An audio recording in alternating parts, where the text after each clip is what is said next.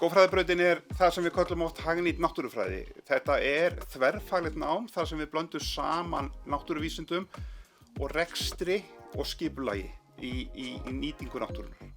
Skógfræðingar fólk sem hefur getu og kunnáttu til að vinna með náttúruna, með skipulag náttúrunnar og með skipulag landnýtingar og oft mjög eftirsóttir starfskraftar. Góður grunnur að raungreinum, þannig að fólk sem hefur líkur prófi á í þessu fagi, það getur farið áfram í framhaldsnám í nokkuð margar greinar. Síðan byggt ofan á þetta góð og mikil og traust þekking á gróðri og mold, getum við sagt, og svo rekstragreinum, og svo skipulagsgreinum og svo að síðasta lagi góðum faglegum skilningi á hvernig skógvaxin vistkerfi virka og hvernig við getum endurheimt land sem við höfum tapað í upplæstri til dæmis. Það við að kenna fólki fagið og fræðin, en það mjög mikið líka það sem ég ætla að sletta hérna, bara hands-on, þar sem fólk tekið út í náttúruna og það þjálfað upp í að vinna verkefnin. Þar sem að þetta mörg fagsvið sem við þetta þverfaglegt nám, að þá miklu möguleikar að sérhæfa sig.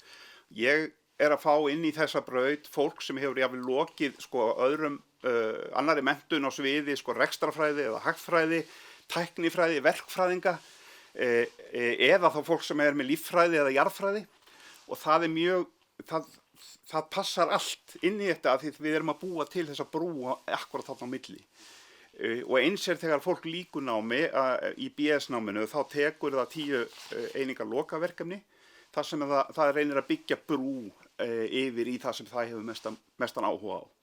Svo aðstæða sem Landbúnaðarháskólinn býður upp á sem gerir okkur kleift að búa til með mjög svona lifandi menntunar- og starfsumhverfi.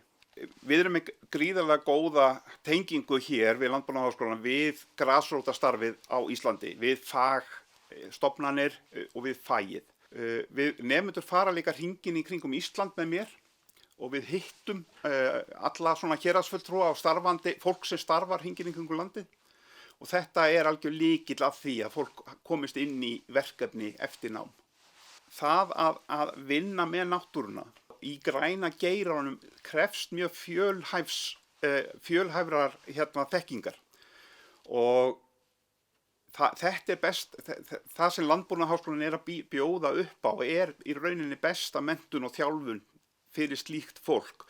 Og annað líka að áhugi á þessum málaflokkum hefur stóraukist núna á síðasta áratug og við heyrum náttúrulega í fjölmiðlum stöðu talað loftslagsmálin, hvernig við að stýra landnýtingu og endurheimta land og rækta skóga til dæmis lykilverkefni í loftslagsstefnu íslenskra stjórnvalda og til þess þarf meira af menntuðu fólki til að koma að þeim verkefnum. Þannig að það mjög margar og góðar ástæður til að koma og hella sér út í þetta spennandi nám. Leyndur gullmoli í þessu námi kannski þessi hringferð í kringum landið.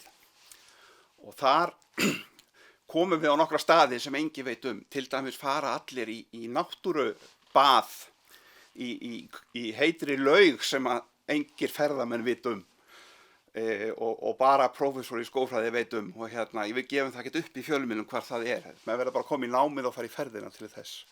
Þetta námi hefur verið gríðarlega skemmtilegt hvað varðar hvernig nemendahópar koma inn og það það kannski helmingur af nemendum sem koma inn sem með reynslu úr græna geiranum. Þetta fólk sem að ná sér í menntun við það sem það hefur verið að vinna og svo helmingurinn sem kemur með alls konar reynslu inn eins og ég nefndi áður rekstrarfræði, tæknifræði, verkfræði, allt mögulegt. Og þarna myndast gríðarlega skemmtileg kemía á milli fólks á mismunandi aldri. Það ótrúlegt eftir að hafa farið í til dæmis skógfræði, BS skógfræði, að þá ná menn þessari gráðu, en með þessa grunngráðu, þetta grunnnám í háskóla, þá opnast alveg endalaust margar dyr á næsta námstigi.